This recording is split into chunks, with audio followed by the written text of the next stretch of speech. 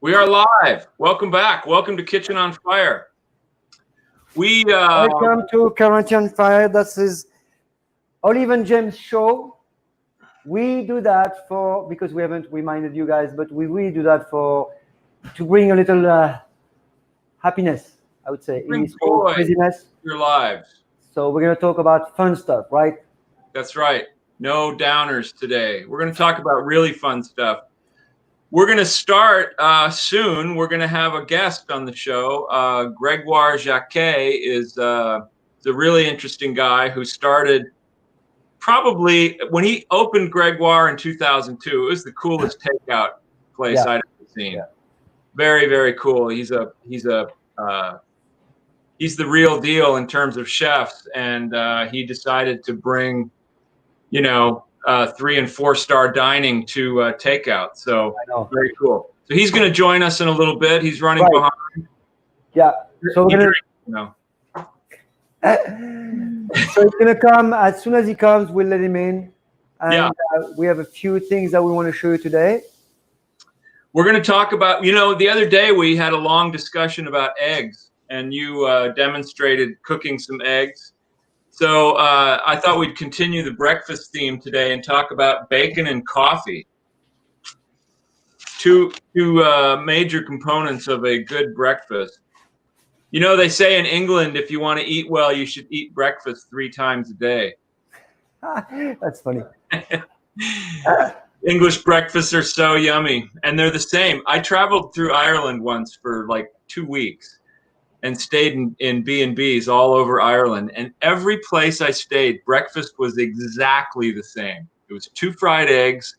It was some what they call streaky bacon, which is our bacon. Right, because there's a lot of food.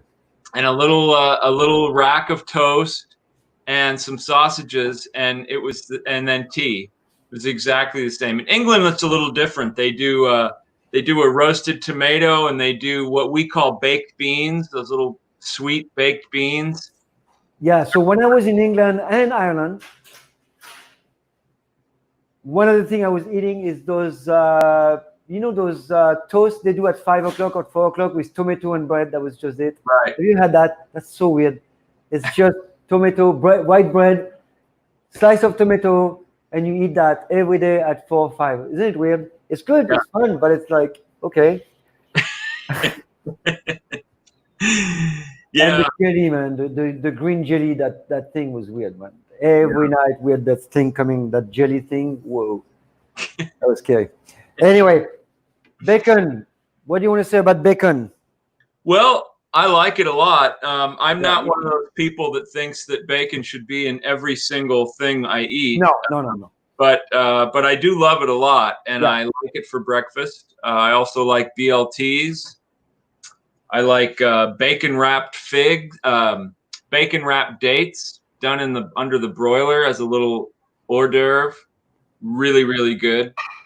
Bacon wrapped shrimp is also very good. I like bacon a variety of ways. I like it in a quiche Lorraine. Would you put bacon in that, or would you put you could put pancetta or bacon, anything? You can put ham, bacon. I guess we should tell what bacon is. Bacon is typically from the belly of the pig, and typically it's smoked, which is the biggest difference between bacon and pancetta. Pancetta is usually not smoked. Right. Bacon is almost always smoked over some kind of wood.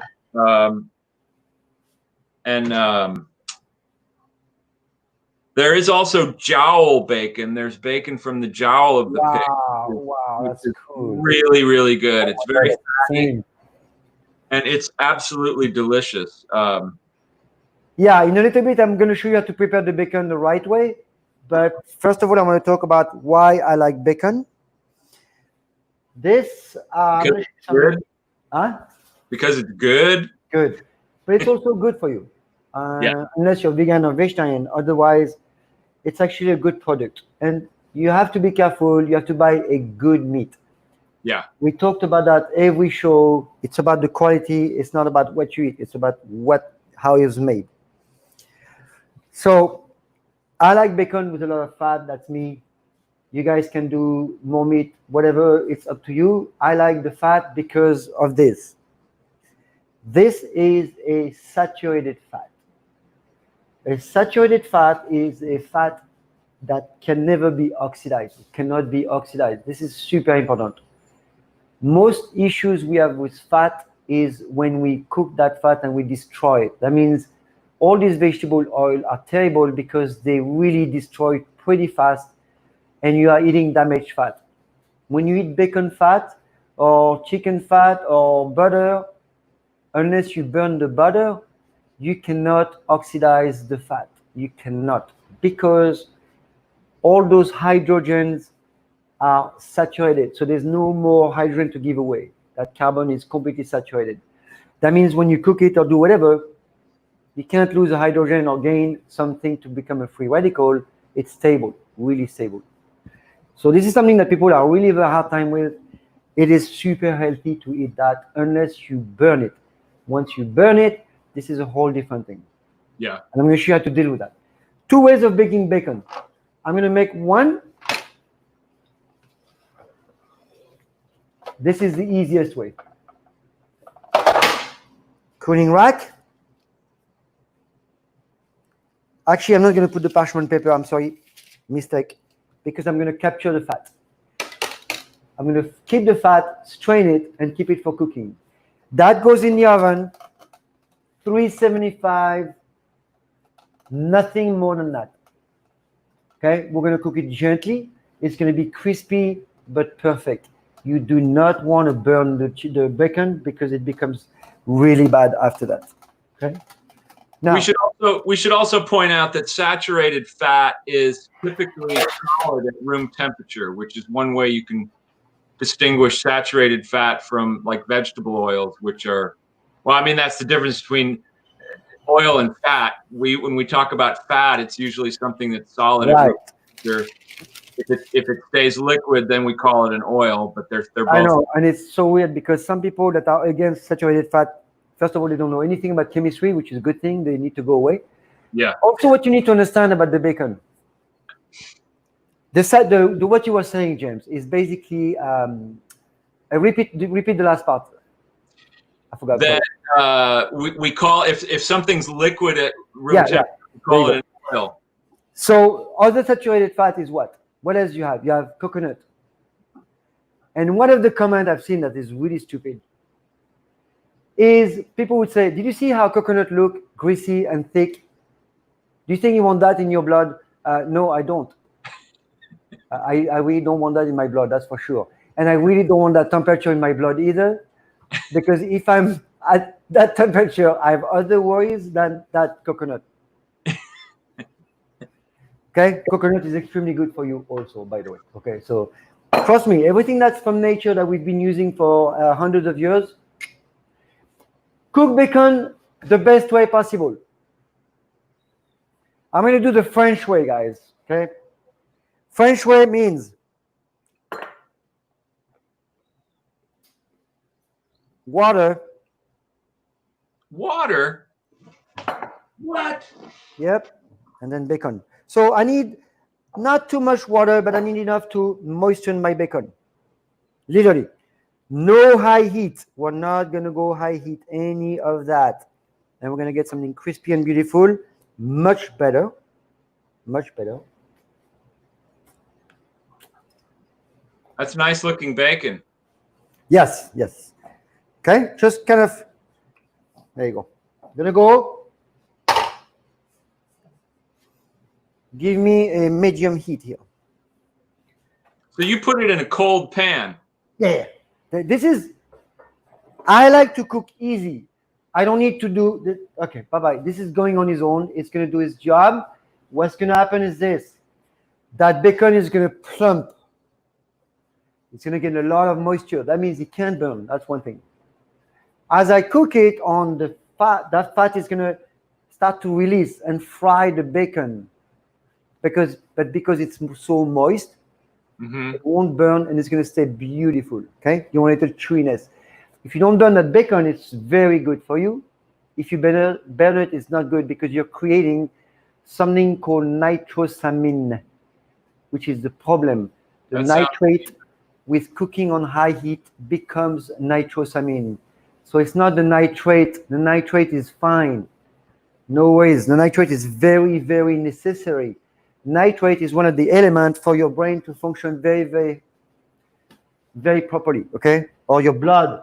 It enhances the blood. This is nitrate oxide is what is being made when you eat nitrate becomes nitrate. So when you eat nitrate, let's say you eat rabbits, boom, nitrates, carrots, nitrates, converted in nitrate immediately. That could convert in nitrosamine. That's a issue. And to protect from nitrosamine, which is okay, vitamin C, garlic, onion, fresh herbs. You understand? We always say the same thing.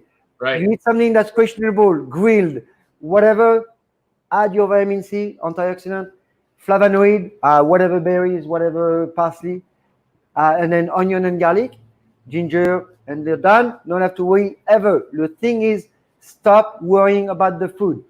Add awesome stuff, and you don't worry about it. So my bacon is going well. I'm going to go on kind of gentle. No hurry. That method takes a little longer, guys, by the way. It's something you just let it go. And you see that water is here.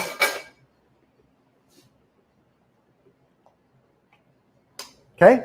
Now that water is all going to steam off, right? Yes. As the water goes, if I'm in a hurry, let's say, oh, no, my brother, I can always remove the water now. Or at least a lot of it. Look. And we're going to finish it together. So at this point, a lot of the fat is going to melt out. And it's going to start to sear. It has to be gentle, people. Gentle heat. Gentle. I'm on medium low. I don't know if you can see, but it's Grégoire. Sorry, that's Grégoire. Why you also don't. Grégoire, I'm making bacon and water like we do in France. Let me just sound you up. So my mom always blanch our bacon, by the way. What? My mom, she always blanch the bacon before she does the coq au vin. Of course. Oh yeah, okay. So, so I'm showing them, Grégoire, welcome, and I'm so glad you could make it. Yes, I'm sorry. I'm showing them how to cook the bacon in water first, and then it's going to remove, and it's going to fry all by itself on very low temp and become awesome. Perfect. I don't have to do anything, so there's no technique. I'm just going to let it go, okay? So Grégoire, welcome, and so good to see you. I've known Grégoire for many, many years. Grégoire is one of my best friends in the world, my only friend. We met about an hour ago. Yeah, time 1000. Well, I've known you 18 years because you opened in 2002. We were talking about you a little bit before you came on. Yes. You opened Grégoire in 2002. You guys, there's something grizzling. What's happening? There's a funny noise. Do you have mice, Grégoire? Do you have mice there? Mice? Yeah. No. Mice. Yeah, it sounds like it.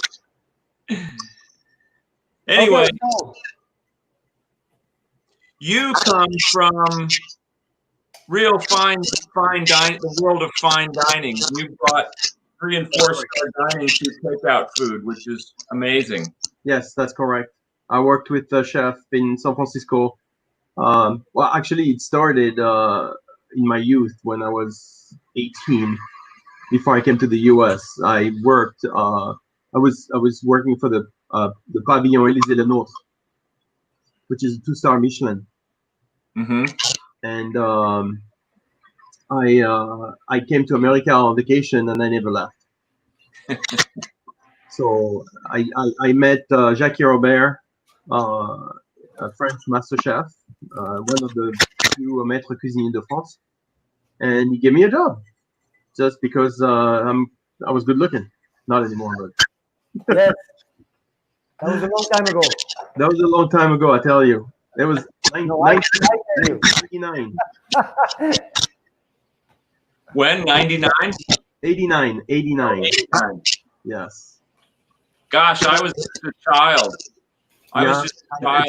It's true. It's true. We're competing for egg. You look good, man, for that all this time. Well, you know, I remember when I first started getting my white hair when I opened in Epicurus Garden. Oh, right. Oh my God. Yeah, That was cool. That was a great concept. Can you tell us that's soca? You used to make soca. Yes. Yeah. Nobody makes it. Nobody makes it here. No one. No, of course not. This is a total creation. We should tell people what a soca is. It's a chickpea pizza, essentially, right? No, actually, the soca it's just a chickpea pancake. Yep. Let's put it that way. So they all kinds of things on it. I used this base, chickpea base as a trampoline to food. So I would load things on top because it's a nice crust. Mm-hmm. So I load things on top in order to be able to eat it and to taste good. They were delicious. It was all gluten free and it was really delicious. I had a big tower. Guys, I need to shut you up. I'm sorry. I'm going to show you where we are at the bacon. Yes. So the bacon right now it's the water's gone. He picked up for me. What? The bacon. Let me. How can I put myself by myself? Oh, nice. Okay. So it's not getting dark. I'm just gonna flip it. It's really low heat. Really, really low. Ah. Ooh. Wow. So while Olivia is cooking us breakfast, Grégoire, I wanted to ask you: did you go through? You guys, there's a noise that keep coming back. Is that from Grégoire? Is that from? There's a quick. I have nothing here. I'm alone in my room. In my office. Do you guys hear it or no? Or it's just me? I can hear it. Yeah. I don't hear it. All right. So, Grégoire, did you go through an apprenticeship when you learned to cook, or did you go to cooking school, or did you kind of come up the traditional way in France? I didn't hear that. When you learned to cook in France, did you do an apprenticeship? Did you come up kind of a traditional way up through the ranks? Or? Yes, I started at 14. Actually, my last school was a Catholic school, and that didn't go well. And they did.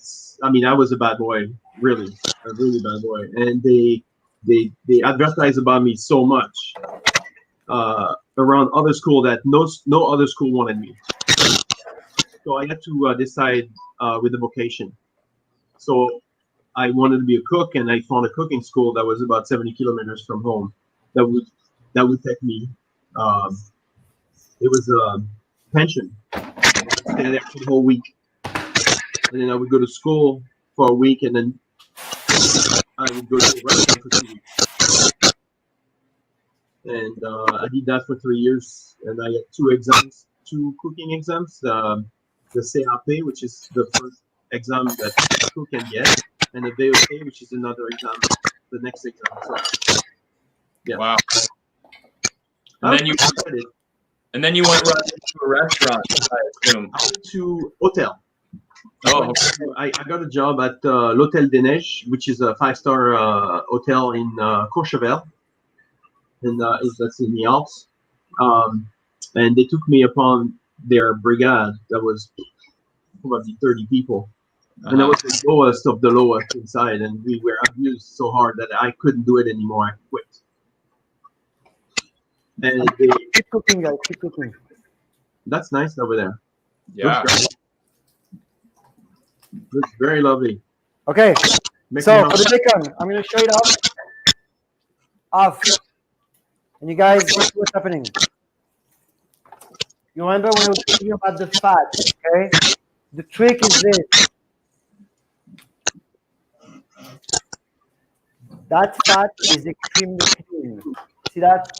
Absolutely not burnt. This is what I'm talking about damaged fat. That cannot damage. If you cook it too high, then you get something disgusting and you can't eat it. So for me, the bacon is good now. It's crispy. You can go a little longer if you want at super low temp. So this one is fine for me. I'm going to put it out. You can cook it a little longer if you want, but not too much. You see how pretty that is? This is perfect. Look at that. And that fat needs to be strained and kept. So I have a bowl, which I lost already. So let me get another bowl. Strain that.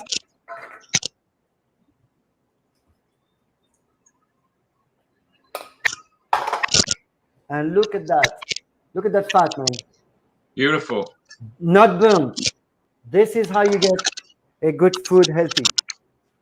I agree. Okay, I'm gonna get my other. Now you could cook your eggs right in that when you're done with the bacon, right? What? You could cook eggs in that fat when you're done with the bacon. Yeah, man. That's what I did yesterday. Cooked some bacon and did the eggs right in the bacon fat. Alex, yeah. Grégoire, can you shut your thing for a minute because you have a sound coming out that's very, very hard to hear. No, that's me. And it has to be from you. I don't know what to do. Can you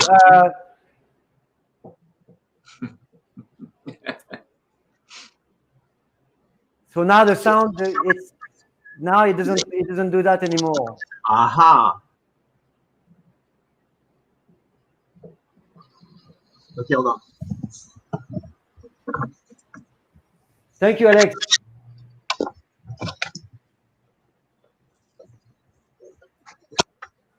All right, my other bacon is ready. I'm going to show it to you.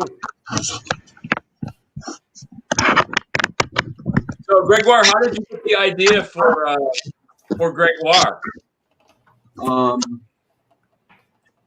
Can you hear me? Yeah. Is it doing the sound now? Better, chef. It's less. Huh? It's still there? It's less. Okay, let me finish that again. Okay. Now I have my bacon coming out of the oven. Mic on it.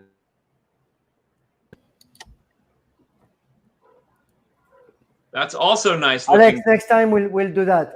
He was not very prepared, so what I'll do is I'll get him some sound stuff. Yes, it would work better. Is it better? With earphones, yes, much better. Yeah. Can you hear me? It's better, chef. Thank you, Grégoire. All right. Well, but I can't hear you. That guy. Okay. Hmm. My bacon is almost ready. Do you remember that fat? Look at that fat. Wow. Beautiful. Again. And I'm going to show you that right here. See that? Beautiful fat. I'm going to go that and same idea. Strain that. Keep that. And now I'm going to do something else to that bacon for fun. Imagine I want to do it really cool. I can do a little bit of amora. Can you hear me? Yes. I can't hear you. Oh, really? Oh. That's why. Mustard. Little bit of maple syrup. Ooh. A brush.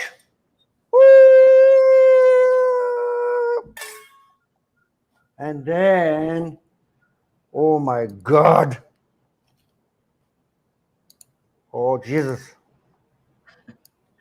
He's having a religious experience. Voila. Voila. And then you go back in the oven and bake them another, I don't know, 5-10 minutes. And Okay. those are going to be beautiful. Cool? All right, enough with the bacon. How's that? What did you put on there? Sorry, I couldn't hear. Mustard. And maple syrup. Yep. Nice. Nice. Dijon. That's good. Dijon. and then go back in the oven for a maximum of 5 minutes, people. Maximum 5 minutes. That looks delicious. That sounds delicious. For the. So, Are you going to cook it now? I'm gonna cook it in the oven 5 minutes. Yes. Oh, good. All right. And then he's gonna bring each of us a piece. Oh, that's good. Well, you're right next door, right? You're right behind me. Well, yeah, I'll be there in a few minutes. Yeah. All right. So Grégoire, I was just asking you, how did you think up doing Grégoire? How did that idea come to you? Wow. Well, as I said, I've been cooking for many years, and I cooked at the Ritz for like 7 years. I cooked at a restaurant, a fine dining restaurant with Jacques Robert for 5 years before I even thought about opening my own place. So I'm too popular. I do that program. I do that program with Berkeley.org. You know these people? No. It's an organization that's in Berkeley, Albany, and I think that's it. They help older folks and people with disease, people that can't go out, people that are confined in their home, older people over 60. They deliver food for them. Mm-hmm. And I'm in that program, so every day they call me and put in orders before 5 o'clock, and then I cook the stuff for the next day. I mean, it's like for $10 they get a dinner and a lunch, so it's a good deal, and he helps them, and so. Wow, that's great, man. What's the program called again? It's called helpberkeley.org. Oh yeah. So nice. What you get paid for that? You get some stipend. You get a stipend. Well, how does it work? No, they just pay me $5 per meal for your cost. Yeah, basically. Well, barely. Yeah, well, I know. Right. Yeah, and I do everything. See, I mean, we're so busy at the restaurant. I don't have them call the restaurant because that would overload them so much, Yeah. So I got a system here, so I can have the system with me all the time, so I can take their credit card over the phone, and I can do all this myself. But they call me all day long, from 9 in the morning to 8 o'clock at night. It's insane. Wow. And where do you cook? Do you cook at the restaurant or at home? So I every day I go to the restaurant and I cook for them. I see. So that's what I'm going to do right after. I'm going to go to the restaurant. I'm going to cook for them, and they pick up at 5 o'clock. I mean, not the people, but the drivers. Yeah. How many orders do you make a day for those? Come on. How many orders do you make every day? On the first day, I did 27. 27 single. Yeah. So that's 50 double. So people sometimes don't understand how much work it takes for food. And for example, yeah, I know. So 20 sounds like nothing. But Sounds when like you see plus 20 or 30 plus all the other business, plus the kitchen is tiny, plus the cooks are not trained for that, plus there is no setup for that. It's like one day someone came to Cesar in a Friday night, Dennis was here, and the guy was like, oh, you have tortillas, so you have eggs. Can you make an omelette? And we're like, no. And the guy's like, but you have omelette, you have eggs, right? Your chef can make an omelette. I'm like, fucking, oh my God, are you kidding me? Yeah, no. You're going to break the station, break the whole thing, get your eggs right. You cook the same thing for everybody? Yes. It's one meal plan. Yes. And I, it's very busy, so I don't change the menu. I started 2 weeks ago and I haven't changed the menu. It's up to me, really in my business, and now it's working. I mean, I try to do something that is likable to everyone, just because, they're older people, so I cannot salt too much. I cannot season too much. I have to be careful with soy allergy. I have to be careful with all type of allergies, So I try to make a food that is likable to everyone, mostly older people. Mm-hmm.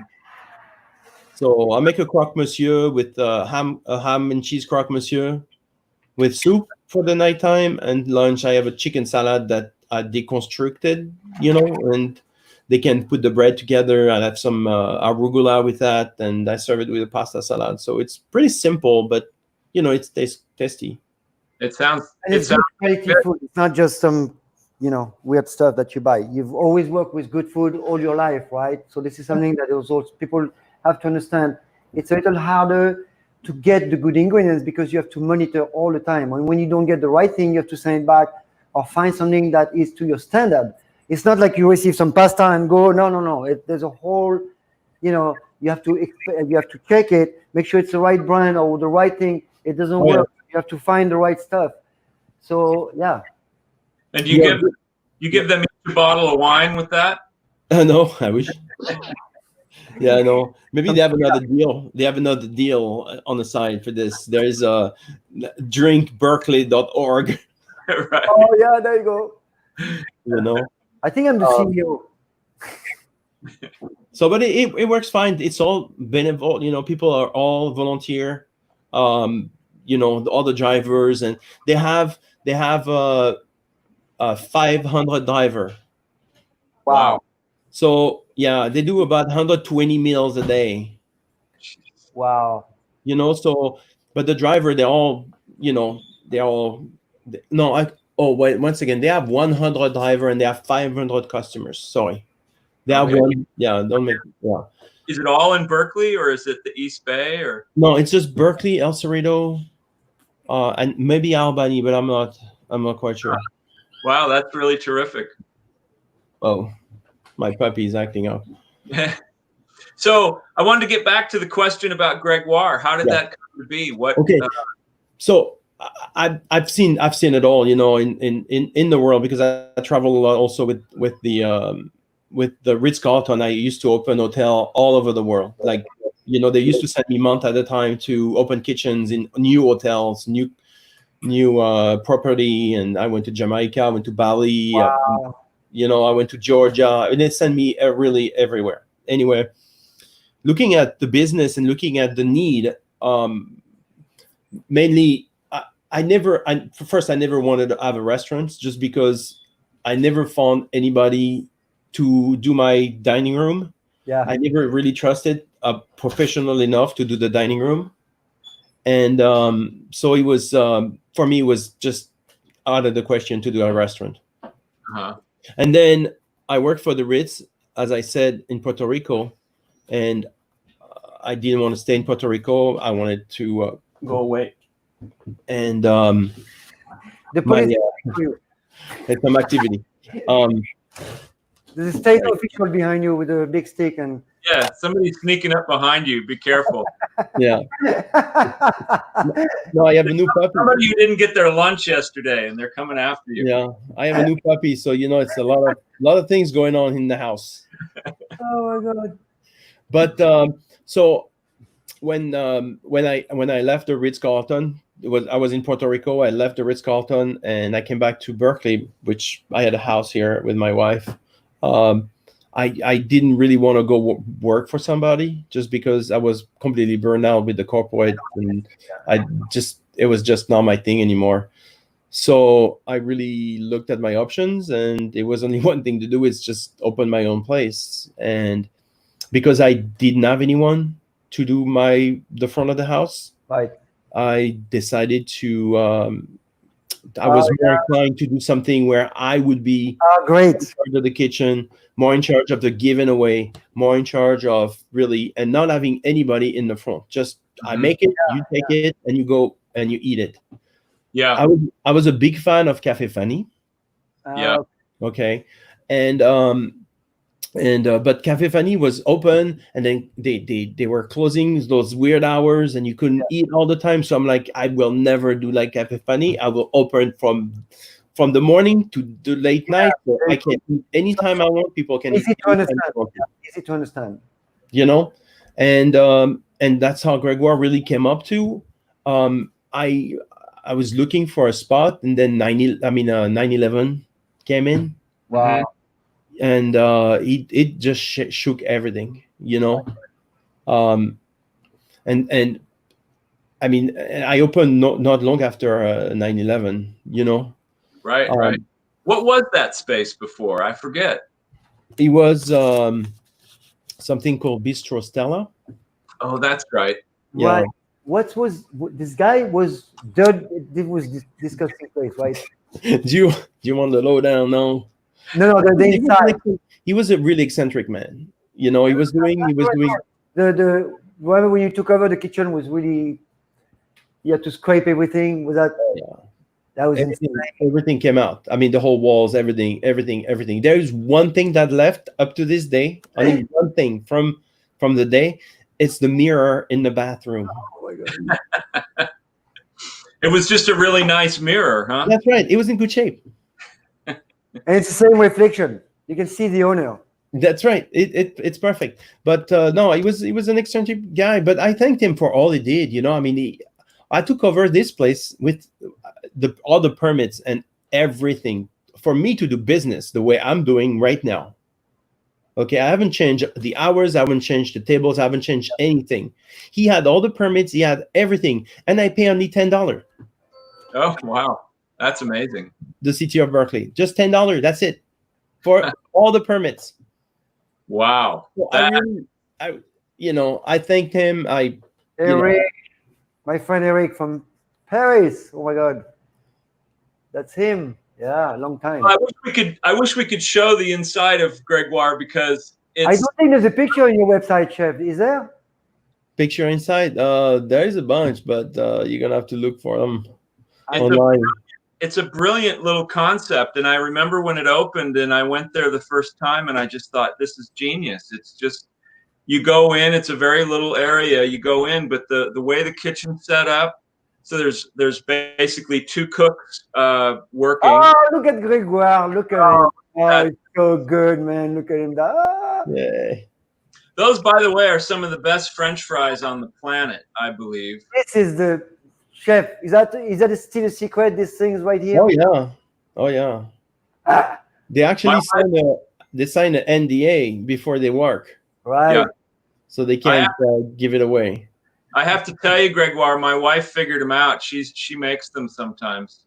I won't tell though. You know, I'm gonna have to kill her. Yeah.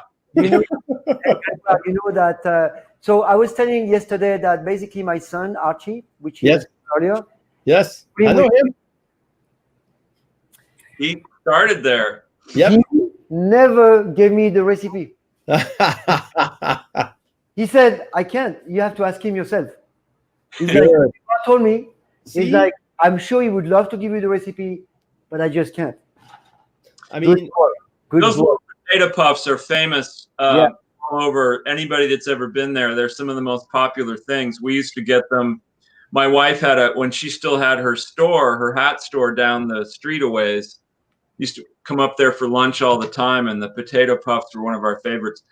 I particularly love the fries. Like I said, your French fries are just extraordinary. They're so good. They're crispy, but they're delicious. They're tender on the inside. Really, really good.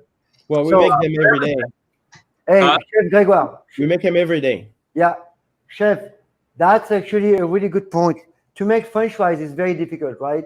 Oh, yeah. What would be a good tip? I mean, I know you have to blanch them. You can't really, anyway, so. The good tip, the best tip I can give you in the way you cook it, then it's up to you. You know, there's many ways, but you start with the potato. Yeah. Okay, so you can, I mean, for me, there's only one potato to fry. It's the Kennebec. Nice. What about the cowboy? Sometimes they use cowboy potato. Is that something that is? Which one? The cowboy potatoes.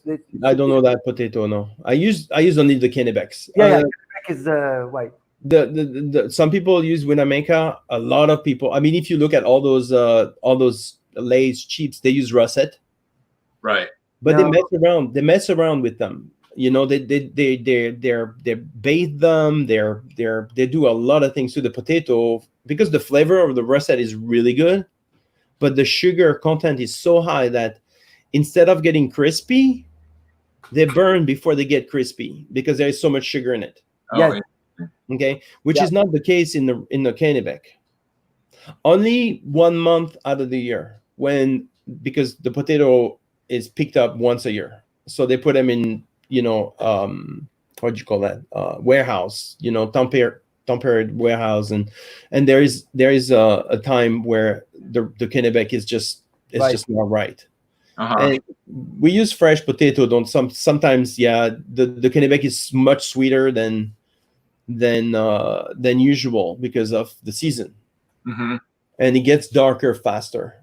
And there is no other substitute for it. If you use the Winnemucca, which is another potato for fry, it's the same. They're really sweet, so they get dark. Some people like it, and I'm not saying they're not good. Right. What we use, it's more, it's the Kennebec, just because we do it fresh every day. We can't really mess up with the sugar content. Some people they do their fries and they leave it in the water, and they do so much stuff just to get. I visited the company, and some people wanted to buy my recipe of potato puff. Wow. They flew me to Idaho. The company was Lamb Wesson, and they flew me to Idaho with a batch of puff, and I made some for them, for all the exec, and well, they loved it. Of course, they loved it, and they asked me if I wanted to, if they could take a batch to the chairman. They were going to fly to. Did you see that? How busy I am. They fly that night to I forget where they were, their corporate office, and the next day they were going to do a batch of puff for the Sherman. And I was so excited. I just say, yeah, sure, go ahead, do it. I should have never said that, because it's not the same. If I do it, a professional, someone that knows how to do, and someone that knows how to present the product, because I know how to win those people. I know how to explain and but it didn't go so well over there at the corporate office. Anyway, that may be a good retirement option for you. When you decide you want to retire and go to an island somewhere, you just sell the potato puff recipe, and that's it. Yeah, maybe the opposite party, which is Lamb Wesson, Lamb Wesson does all the French fries for McDonald's. Oh yeah. Okay. The other one, Burger King, it's McCain. McCain do all the fries for Burger King. Oh wow. So, they use russet. But the russet. So let's talk about potatoes for a minute, Grégoire. Yeah. So when you look at the potatoes in general, the ones that are very pretty and a really very nice skin are the waxy one. They are the least starchy, right? It's the one that we're going to use for a potato salad, something that holds. Yes. On the opposite strand, you have the rough skin. That's the russet. They have a lot of stuff. So you need to navigate in between those. And the russet are good for mashed potatoes, anything, gnocchi, starchy stuff. Yes. They retain more water, so you can't really work with that potato. I know Joël Robuchon used to use the rat to do his mashed potato, because it's just a perfect potato. It's got all of the above. Which one? The rat. I don't know this one. Those are small little yellow potato. They are very flavorful, and they retain a lot of water too. They're very starchy, and you can put a lot of butter in it. Oh yeah, and that's his secret. Anyhow, as you said, mashed potato, mâchis parmentier, perfect. The russet is perfect. So Eric, yes, a lot of restaurants don't change their oil. This is one of the biggest problems we have. So when you look at my bacon fat, it's very clear. So if I was working with something like this, it would be fine. But the fact that some restaurants don't change their oil, first of all, it's terrible. I know Grégoire doesn't do that. And for me, for example, in my cooking school, when we have a frying class, that class is one of the most expensive class. Why? Because I can't keep my oil. So I'm using a lot of really good oil. I'm spending a lot of money on that class. And it makes a huge difference on the flavor, right, Chef? You can tell when you walk by a restaurant and you smell that kind of rancid cooking oil smell coming out. That's what you smell a lot of times at fast food places. And I just don't get why people want to eat there. Well, some the fast food places actually, I believe they use different. They use highly processed oil that burn very difficultly. I mean, hardly burn. No. What we do at the restaurant, we filter the oil every night. Yeah. We empty and filter, and every 3 days we change the oil. So religiously. So I want to explain that. This is important. So filtering the oil means you remove the, when I was straining my oil, I remove the bits that's going to burn the oil. Yes. The oil itself is fine. The bits that falls in there burn. When you use vegetable oil, that's the problem I have with vegetable oil. All vegetable oil, none of them is made out of vegetables. So just so you know, it's grain and it's loaded with omega-6, which will burn and damage really fast. That's why it's a problem. So in very, very expensive restaurants, they're going to fry their fries in beef tallow. Why? Mm-hmm. Because it's insanely good. But the price is amazing. Or duck fat, right, Chef? Yeah. It's been a while since I bought duck fat, but it's really expensive. Really expensive. Do you know this guy, Kenneth? He sent you a message. I live up to him with Grégoire for a few years. I love it. Yep. I remember. Hi. We sometimes here we'll cook duck breasts. And then we'll strain the fat and then use the fat to finish the, we'll have like a waxy potato, like little yellow fingers. And we'll finish those in the duck fat. Yes. Oh my God. Well, there's a recipe that we used to do at Cesar. I do it a little bit different, but this is the idea. Remember those Mojo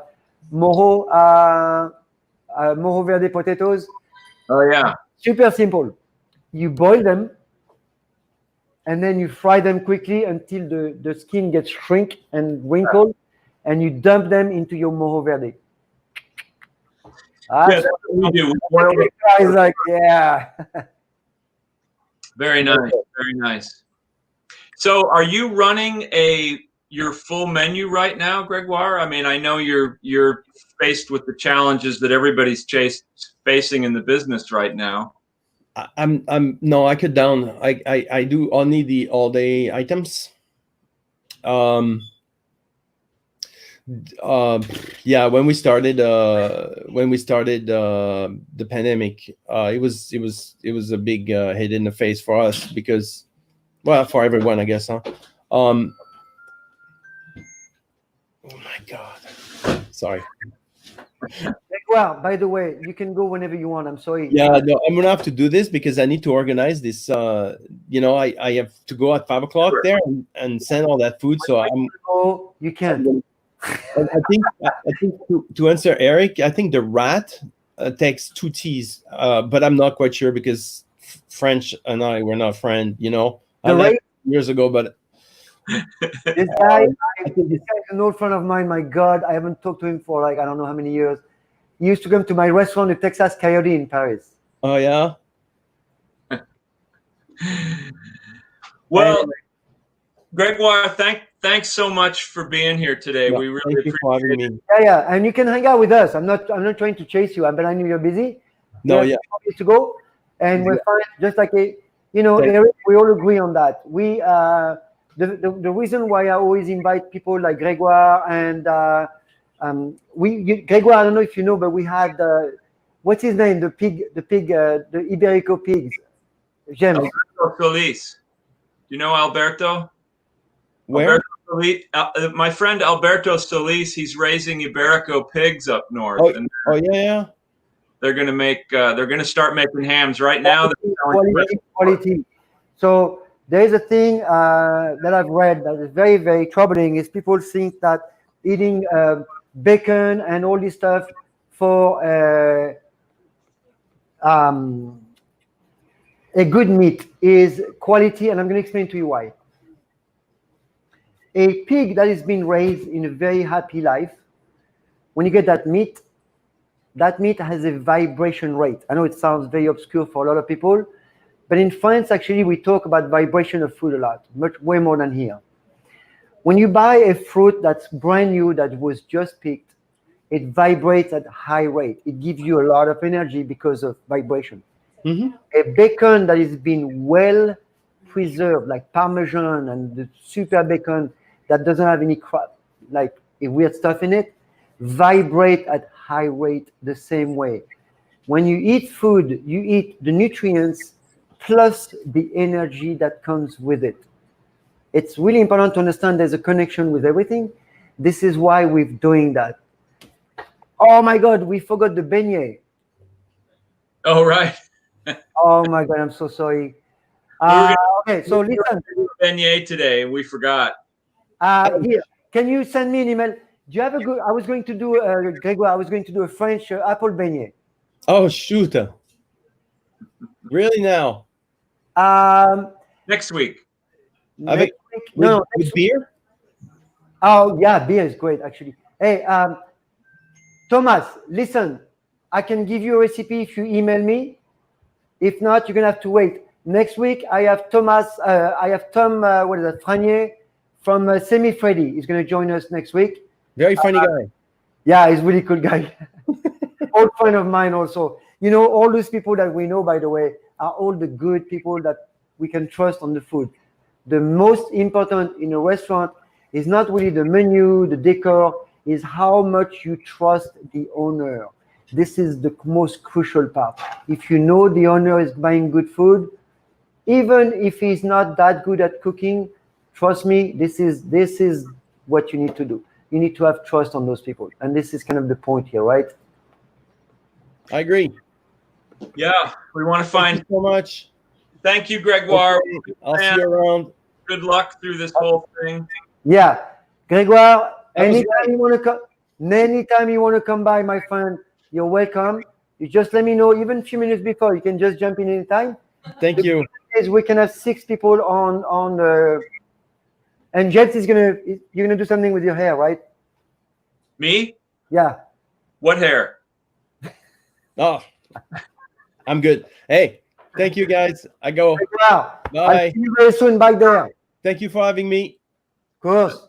Thanks for being here. Take care. Thomas, I forgot about you. So sorry. Tomas, I never forgot about you. Let's see. In my thoughts always. I'll send you a recipe. Okay, so I'm going to put that. James, can you remind me for next week? We have Tom. We're going to do little fight. This week was crazy. Thomas, you must imagine that every week is very crazy. Lots of things come out all the time. It's a really weird time. And I'm so sorry I forgot. I made a note. I made a note. I'm going to leave that there until next week. You can see my bacon on the oven, by the way. That looks great. Now, that is a really healthy way to make bacon. Yep. A lot of people do it in the oven, but they just put it right in a sheet pan, and I think putting it up on that rack makes a big difference. Because you want that fat. That is expensive. Yeah. I paid a lot of money for that bacon. I want to eat the whole thing. I want to keep that fat, cook my eggs in there. You know what I do with this? One day I did an experiment that was really cool. I had to bake some potatoes. And I had some bacon fat, so I brushed them with the with that fat. And I put that in the oven for like half an hour. And I was doing some prep. And the door was open, and I swear, people would come out from the street, and they were like, they're attracted by that smell coming like this. I'll bet. Bacon. Oh my God. Oh boy. Well, I'm going to start cooking my bacon like you do. I've never done that before. I mean, I've done it that way on the pan, but I've never done it in the skillet with water before, and I'm going to start doing that, and I'm going to start saving the That's fat. better because look at this now. After a while, look at how pretty that is. I mean, seriously, this is bacon, man. Yeah. It looks good. I wish I was there to eat it, though. That's why I did that on the show, because I knew you were not here. Yeah, sure. Just my luck. Well, I have a picture of margaritas that I made before we started today. Because my some friends of my wife's are coming over for a little social distancing party in the garden. So I made a big pitcher of margaritas for the ladies, and that's what I'll be doing after. What type of apples to use for your apple beignet? Round one.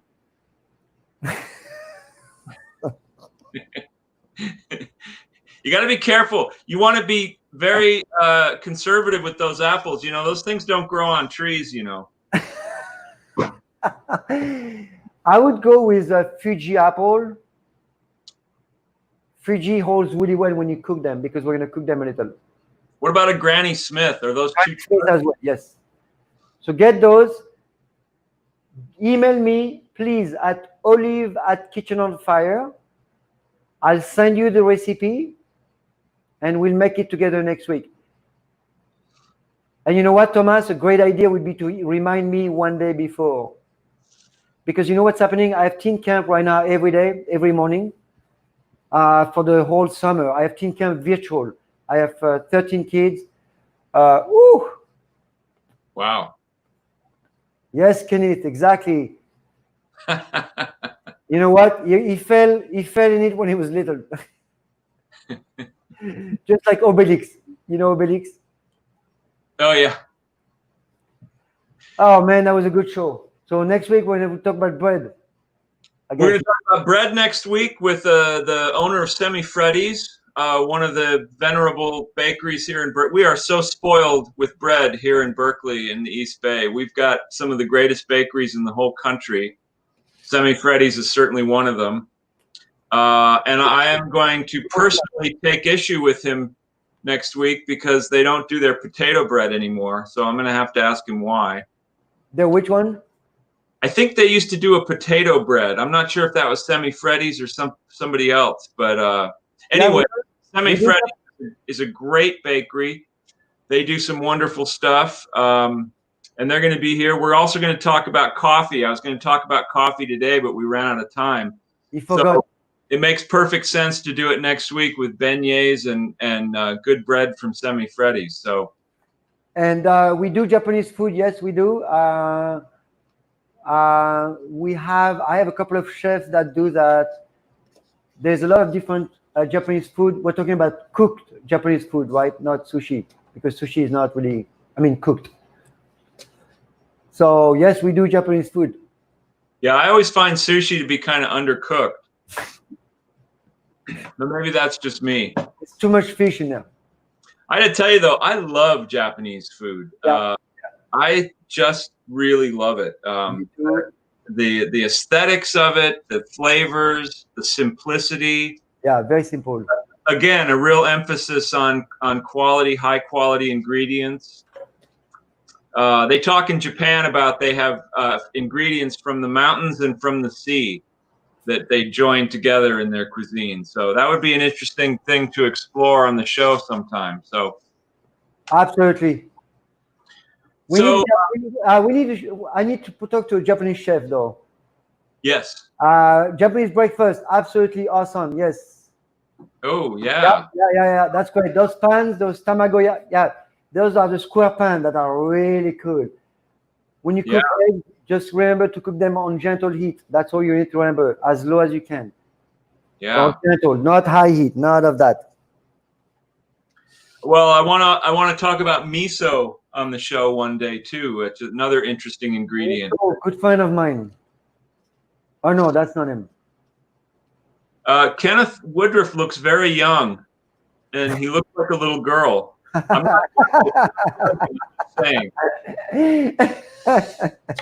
You can self-identify however you want, Kenneth. I'm just saying. Yeah, I'm just here to help. It's a All very right, we have 1 more minute. so everybody, thank you so much Thank you, guys. today. Again, next week is Semi Freddy's Beignet. Beignet. and beignets. If Thomas, email me at olive@Kitchen on Fire. Remind me on Sunday. And In fact, everyone watching today should email him at Olive at Kitchen on Fire. Great. All right, people. Thank you so much. All right, thanks. See you next week. Bye-bye.